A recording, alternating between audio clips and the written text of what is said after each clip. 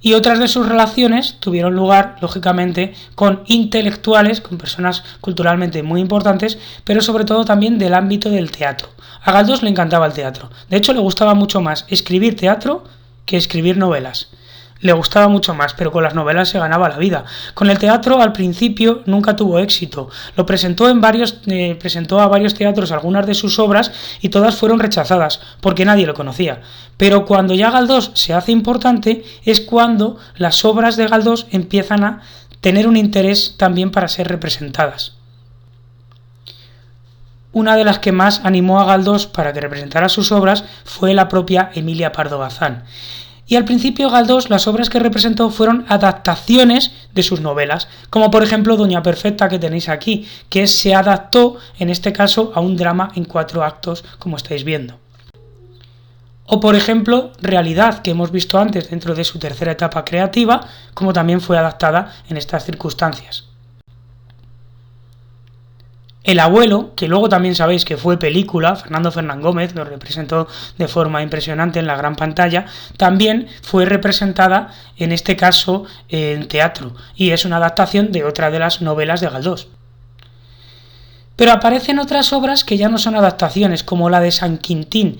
Galdós tiene una finca en Santander que se llama la finca de San Quintín y precisamente también en esta obra tiene el título de la que luego fue su finca, la que él compró en Santander. La loca de la casa, otra de las obras creadas en drama, precisamente por Galdós. Galdós, la mayor parte de su producción literaria la hizo por dinero, la hizo por interés económico, esto es obvio. Cuando tenía algún problema económico, pues escribía. Pero siempre escribía teatro porque le gustaba, era lo que realmente a él le apasionaba. Voluntad, otra de sus obras. Pero sobre todo Electra, que es con la que tuvo un éxito tremendo. Electra fue estrenada en el Teatro Español y antes de estrenarse, el día previo, cuando estaban realizándose los ensayos, lo que hizo Galdós fue llamar a todos sus amigos, ya hemos visto lo bien relacionado que estaba, llamó a todos sus amigos para que estuvieran en ese ensayo. Esa misma noche los amigos comentaron que la obra era impresionante. En los periódicos al día siguiente se publicó que la obra iba a ser un éxito tremendo. Consecuencia, tuvo llenos durante meses y meses y meses en Madrid. Y no solo eso, sino que fue estrenada en París. Y en París nunca se estrenaban obras de nadie que no fuera francés. Y se estrenó la obra de Electra con mucho éxito en la Ópera de París. Algunos actores fetiches para Galdós fueron, por ejemplo, Enrique Borrás, que le tenéis aquí en la parte de la izquierda, y en la parte de la derecha pues aparece lo que es el folleto de la obra El abuelo, una obra de teatro. Pero los personajes femeninos fueron los que tenían más fuerza en las obras literarias de Galdós, en todas las obras literarias de Galdós. Y una de las mujeres más importantes para Galdós fue Margarita Xirgu, que la tenéis aquí caracterizada de forma perfecta como la reina Juana, Juana de Castilla, en la obra de teatro Reina Juana, representada por la propia Margarita Xirgu y escrita por el propio Benito Pérez Galdós. Los últimos días en la vida, o los últimos años en la vida de la reina Juana de Castilla, llamada Juana la Loca, como bien sabéis. Pero quizás la actriz que mejor encarnó los personajes de Galdós fue María Guerrero. María Guerrero, como sabéis, pues era la actriz perfecta, estaba definida así. El propio Galdós decía, a esta no hace falta emperifollarla, no hace falta enmascararla, ella ya de por sí es bella. Pero no solo eso, sino que la dicción que tenía, la forma de hablar, la forma de declamar, la forma de representar, era perfecta absolutamente. No había que limarle ni el más mínimo detalle. Y es que Galdós decía que sin los actores las obras dramáticas no tenían ningún sentido. Igual que una novela puede ser transmitida directamente del escritor al lector, una obra de teatro necesita un intermediario, que es el actor. Y si el actor no entiende lo que el escritor quiere hacer, difícilmente el espectador puede entender aquella representación. Por eso Galdós siempre escribía sus obras de teatro pensando primero en los actores. Esto es importante. Esta finca que tenéis aquí es la finca de San Quintín, en Santander. La compró muy cerca de la playa de la Magdalena. Él veraneaba siempre en Santander, al principio de alquiler, pero finalmente terminó comprando una casa en la cual pasaba los veranos junto con su familia. es esta otra que tenéis aquí, vista desde una acuarela, ¿bien? Y la tuvo todos los últimos prácticamente 30 años de su vida, vivió, los veranos pasó hasta 3 meses en este lugar, en Santander. Algunos de los interiores, como veis, decorados con algunas de las pinturas, de los dibujos, de las ilustraciones que hemos visto antes para los episodios nacionales, como estáis observando. Era una casa bastante amplia, era una casa con muy buenas vistas al mar. Él decoró con temas marítimos también, bueno, de una forma le tenía muchísimo afecto a esta casa.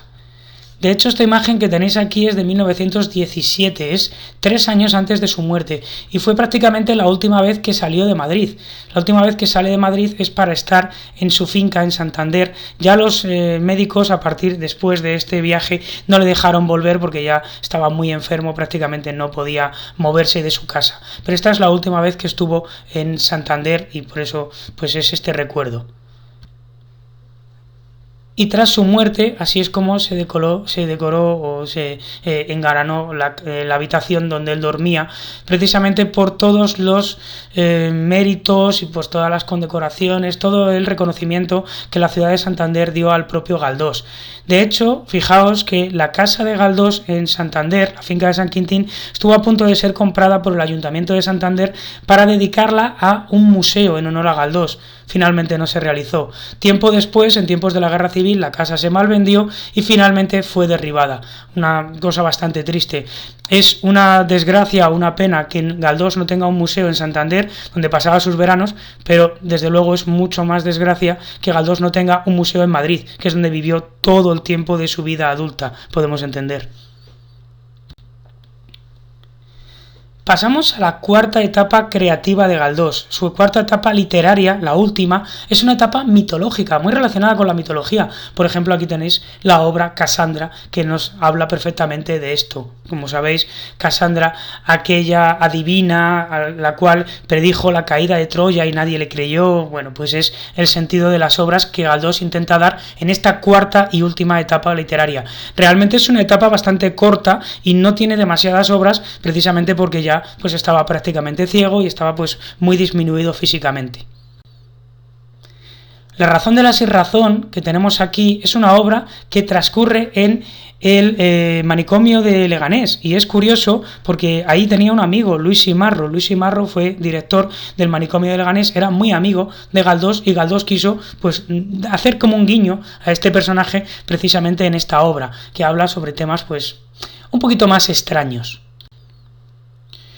También continuó con los episodios nacionales. De hecho, Galdós hizo una tercera y una cuarta serie de episodios nacionales. La cuarta no pudo concluirla, quedó inacabada, pero entre otros de los episodios de esta época está, por ejemplo, este que tenéis aquí de Cánovas, que fue amigo personal del propio Galdós y que Galdós conoció de forma directa.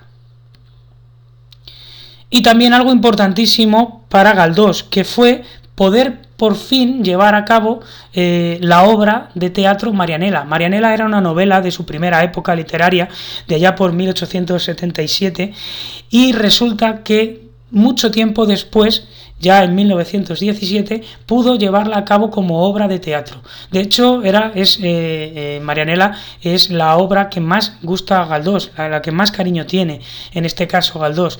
Y es curioso porque Galdós acompañó a la compañía de teatro que la realizó, que era la compañía de Margarita Xirgu, por toda España, estando ya ciego completamente y estando bastante disminuido físicamente, pues lo hizo precisamente por el cariño que tenía a esta obra.